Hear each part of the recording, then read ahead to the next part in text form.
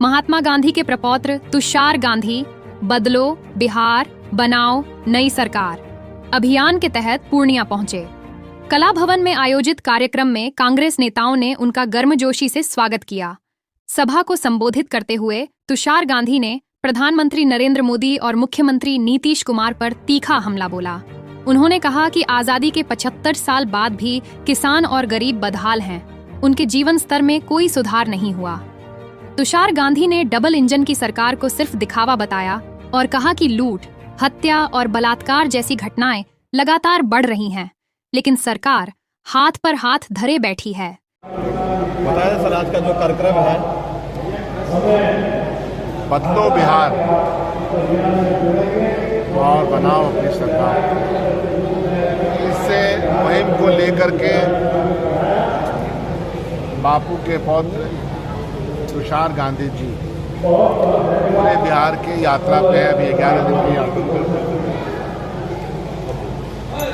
और दुर्भाग्य की बात यह है कि जहाँ पे गांधी जी ने अपना सत्याग्रह का आंदोलन किया और चंपारण के किसानों को उन जंजीरों से आज़ाद करवाया कि जिसमें गुलाम की तरह व्यवहार करके अंग्रेज़ उनके ज़मीन को लेकर उस पर नील की खेती करवाते थे, उस जगह को याद करने और नमन करने के लिए और वहाँ से इस यात्रा को प्रारंभ करने के लिए जब तुषार जी वहाँ गए तो आज की जो व्यवस्था है, जो सरकारी व्यवस्था है, जो एक जालिमाना व्यवस्था है, जो व्यवस्था बुनियादी तौर पर इस्तेहसाल करती, एक्सप्लॉइट कर रही है पूरे बिहार को,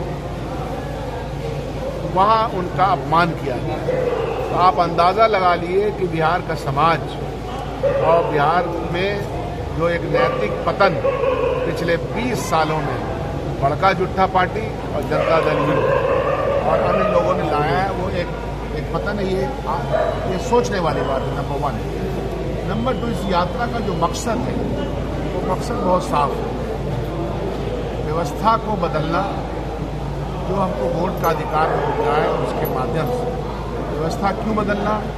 क्योंकि बिहार में पलायन, गरीबी, बेरोजगारी, शिक्षा, स्वास्थ्य, तमाम व्यवस्थाएं खत्म हो गई, चरमरा गई हैं।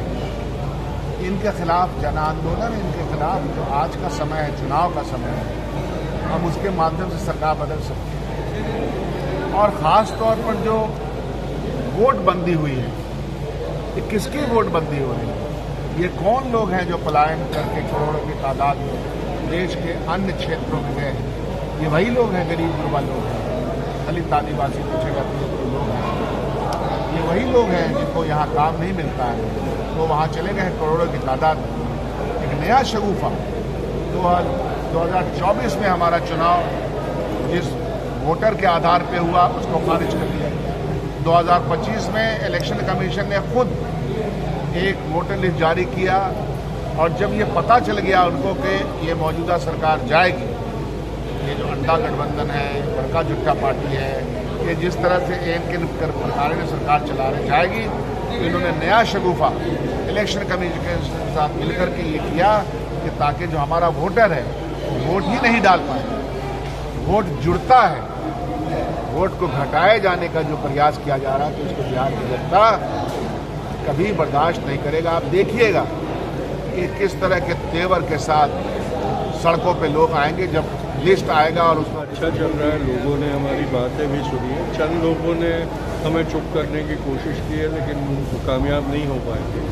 और बाकी के लोगों ने जो प्रतिसाद दिया है उससे हमें ये लगता है कि हम जो संदेशा लेके निकले हैं वो लोग सुनने को तत्पर और हम बोलते रहें।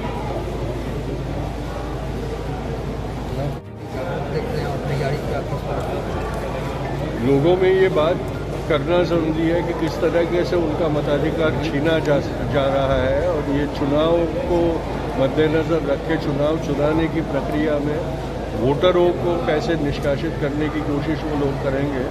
ये हम बात बिहार के नागरिकों और वोटरों से कर रहे हैं और वो जागरूकता लानी पड़ेगी, ये बात और ज़ोर से करनी पड़ेगी और सारे मंचों में से ये बात करनी पड़ेगी, क्योंकि चुनाव चुराने की ये नई फितरत हमारे लोकतंत्र के लिए बहुत खतरनाक बात हो सकती है। बिहार में जो भ्रमण कर रहे हैं, क्या कुछ देखने को मिला यहाँ पर आपको बिहार में? क्या दो चीज़ देखने को मिली।